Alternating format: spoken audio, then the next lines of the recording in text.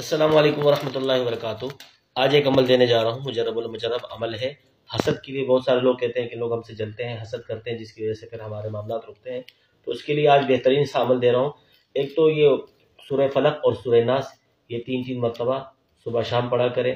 और वमिन शर्रि हासिदिन इज़ा हसद, ये वाली आयात जो है ये 101 मरतबा दिन में किस टाइम भी पढ़े।